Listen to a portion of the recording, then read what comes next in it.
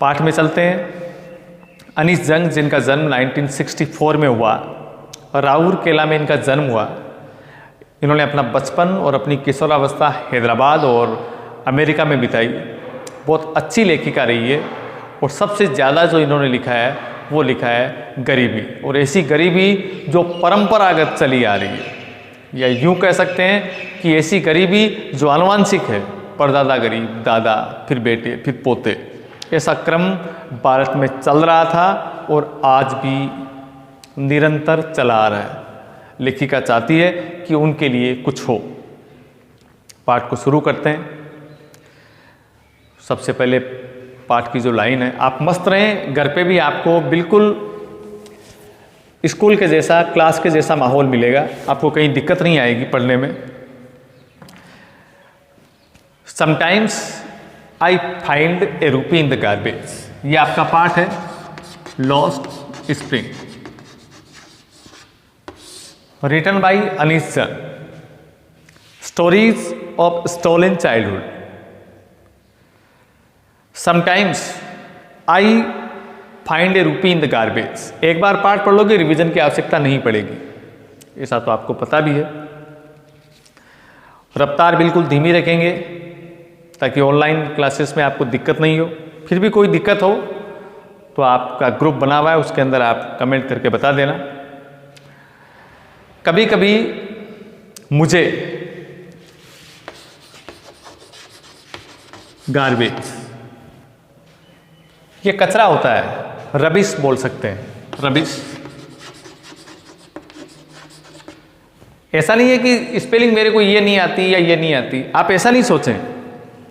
जैसा कि मैं बताता हूं कि अगर आपको 400-500 स्पेलिंगें भी आती है ना, तो भी आप अंग्रेजी के सेंटेंस आराम से बना सकते हो। आपको ये लगता है कि बस इसका पर्टिकुलर स्पेलिंग मेरे को नहीं आ रहा, तो आप कुछ और सोचें उसके बारे में, शायद आपको स्पेलिंग मिल जाएगा। हिंदी में जैसे बहुत सारी पर्यायवाची होते हैं, वैसे अंग्रेजी में भी होते हैं, मिल जाएगा। गार्बेज कचरा है, गंदगी है, उसके बारे में बातचीत हो रही है। और रोज़ ऑनलाइन क्लासेस में जब आप अध्ययन करें, किताब आपके सामने रहेगी, कॉपी रहेगी। मेरे कहने से जितना चैप्टर आपको पढ़ाया जाए, उस चैप्टर में से मात्र 5 स्पेलिंग, जैसे गार्बेज आपको आती है तो नहीं लिखें। अगर आपको वो पूरा चैप्टर की स्पेलिंग आती है तो 5 भी नहीं लिखें, रहने दें फिर, क्योंकि आपको आती है, लिखने की आवश्यकता नहीं है। अब आपको 3 स्पेलिंग नहीं आती है तो 3 आप कॉपी में लिख लें कि इनका अर्थ ये होता है, और आप उनको याद करें। कंटिन्यू रहोगे, क्लास में रहोगे, पढ़ोगे, रोजाना की 5 करते करते जब तक आपके एग्ज़ाम आएंगे मार्च 2021 में, तो आप खुद एक मोबाइल डिक्शनरी का काम करेंगे। आप चलता फिरता शब्दकोश बन जाएंगे। अंग्रेजी में फंसने का मतलब ही नहीं है, क्योंकि जिसके पास में स्पेलिंग पावर होता है उसके टेंसेस वगैरह सब ऑटोमेटिक ठीक हो जाते हैं, रुचि बन जाती है। तो रोज़ का ये अभ्यास करें। 5 स्पेलिंग आपको ज़रूर सीखनी है। क्लासों से आपको जुड़े रहना है, अभ्यास करना है, लिखना बंद नहीं करें, पढ़ना बंद नहीं करें। Practice makes a man perfect. आप कंटिन्यू रहें। कभी कभी कचरे के ढेर में मेरे को 1 रुपया मिल जाता है। समटाइम्स आई फाइंड ए रूपी, 1 रुपये। जो इस बात को कह रहा है उसका अभी तक नाम नहीं आया है, बस इतना ही लिखा हुआ है स्टार्ट में कि कभी कभी कचरे के ढेर में मेरे को 1 रुपया मिल जाता है। Why do you do this? आप भी देखो कितना इजी है।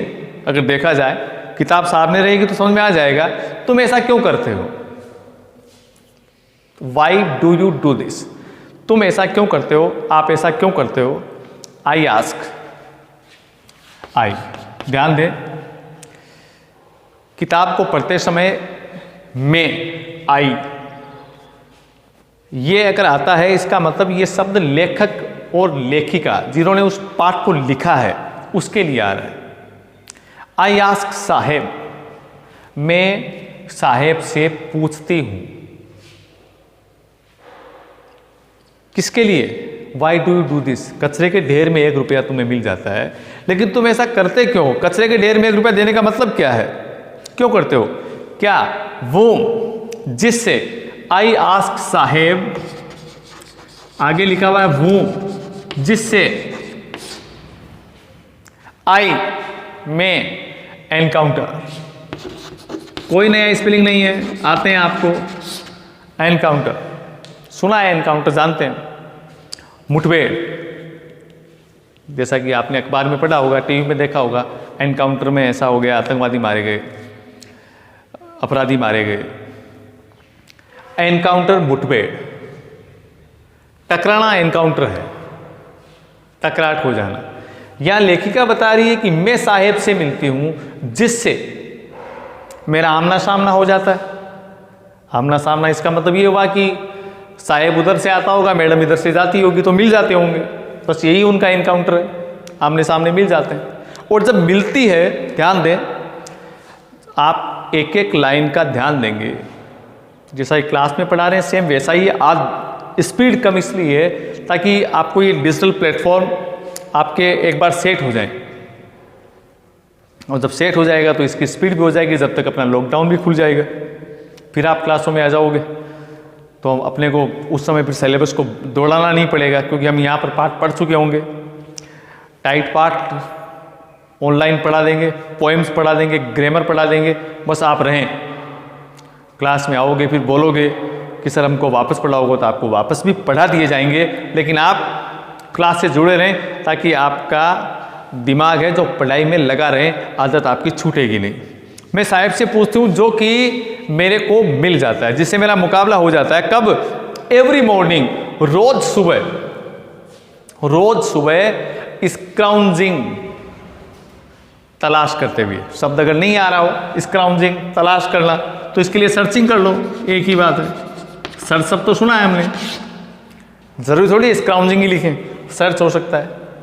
जैसा कि मैं रोज बोलता हूँ, आपको किताब के अंदर हिंदी लिखने की जरूरत ही नहीं है। आप जहाँ स्क्राउंजिंग लिखा वहाँ पर आप सर्च लिखें, अंग्रेजी लिखें वहाँ, ताकि दिमाग में रहेगा कि तलाश करना को सर्च भी बोलते हैं। जो मेरे को तलाश करते हुए मिल जाता है, क्या? For gold, gold. अब देखो सोचने की बात है, और कुछ चीज़ें पाठ की पहले बता देने से पाठ की जो रोचकता है वो समाप्त हो जाती है। इसमें लिखा हुआ है फॉर गोल्ड, सोना तलाश करते हुए। In the garbage dumps, dump, dump mound भी होता है, माउंड भी बोलते हैं डंप को। ढेर होते हैं, ढेर, ढेर, कूड़ा करकट का ढेर लगा रहता है, बस वही डंप है, वही माउंड है।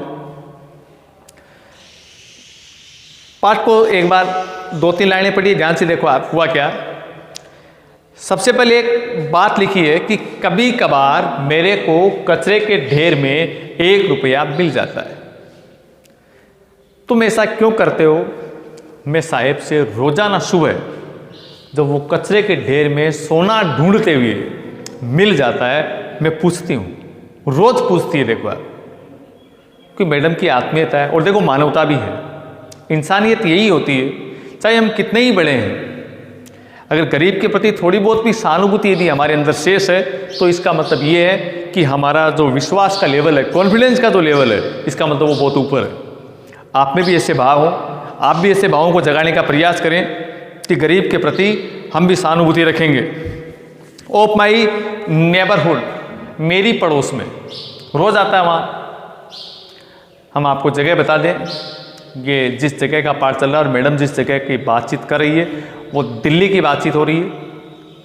मैडम दिल्ली में रहती है, और दिल्ली के बारे में ही, क्योंकि मैडम ने यहाँ पर बहुत सारे कॉलमों के अंदर मैडम संपादक रही है, बड़ी बड़ी मैगजीन्स में, तो दिल्ली रही है मैडम, और वहीं की बता रही है अपनी कॉलोनी की कि मेरी पड़ोस में साहेब करके जो लड़का है वो रोज आता है कचरे के ढेर में सोना। ये सोना क्या है, जबकि कचरे के ढेर में सोना नहीं मिलता है, फिर भी सोना शब्द लिखा है, तो इसका जो सही है वे सोना क्यों आया यहाँ पर, इसका पाठ में आगे एक खुलासा हो जाएगा, हम आपको बता भी देंगे। अभी आप इसके लिए सोना ही रखें कि सोना तलाश करते हुए मिल जाता है, जबकि आप सब जानते हो सोना कहाँ मिलता है, कचरे में कौन सोना देगा, सवाल ही नहीं है। लेकिन ये मिलता है, रोज पड़ोस में मिलता है। जैसे ही मिलता है मैडम सवाल पूछती है, तुम ऐसा क्यों करते हो, क्यों नहीं जाते? अब साहेब कौन? Saheb left his home long ago. Left his home, Saheb ने अपना घर बहुत लंबे समय पहले छोड़ दिया। अपना खुद का घर देखो कहाँ का था, कैसे छूट गया, यहाँ पर कैसे आ गया। पाठ में ज़्यादा उल्लेख नहीं है कैसे आ गया, थोड़ा बहुत बताया गया है कि साहेब ने अपना खुद का जो घर था वो तो बहुत लंबे समय पहले छोड़ दिया। घर छोड़ करके अब यहाँ आया है। सेठ एमिरस्ट बिल्कुल बीच में स्थित था green fields of Dhaka. Green fields, हरे खेत। ढाका जो बांग्लादेश की राजधानी है, ढाका के हरे खेत के मैदानों के बीच साहेब का घर स्थित था। हिज होम, उसका जो घर है, is not even distant memory. Distant, देखो बचपन में क्या क्या हो जाता है। कुछ बच्चे कितनी तकलीफें भोग लेते हैं, कहाँ से चल करके कहाँ कहाँ आ जाते हैं। इसीलिए मैंने स्टार्ट में बताया था, मैं फिर बता रहा हूँ कि हम कितने सौभाग्यशाली और कितने किस्मत वाले हैं कि ऊपर वाले ने हमें शानदार सुख देने वाले और खुशी प्रदान करने वाले हमें मम्मी पापा दिए, कि उनकी बदौलत हम अच्छे विद्यालयों में पढ़ रहे हैं, अच्छे हम कपड़े पहन रहे हैं। तो मैं चाहता हूँ कि आप उनकी सारी मनोकामनाओं को पूरा करें। साहेब ने अपना घर बहुत लंबे समय पहले छोड़ दिया। साहेब का घर बांग्लादेश की राजधानी ढाका के हरे खेत के बीच में स्थित था, और अब उसका जो घर है, डिस्टेंट मेमोरी, दूर तक की यादों में उसका घर अब नहीं है। मतलब ये है कि उसकी याद में भी वो घर नहीं है। उसका घर, उसके खेत जो भी ढाका में था, वो सब कुछ उसकी मेमोरी से ख़त्म हो चुका है। मतलब ये हुआ कि साहेब ने जिस समय घर छोड़ा होगा, शायद उसकी उम्र 3, 4 या 5 साल रही होगी। घर उसको याद नहीं है। आज के लिए बच्चों इतना ही, कल इससे आगे चलेंगे। Thank you very much.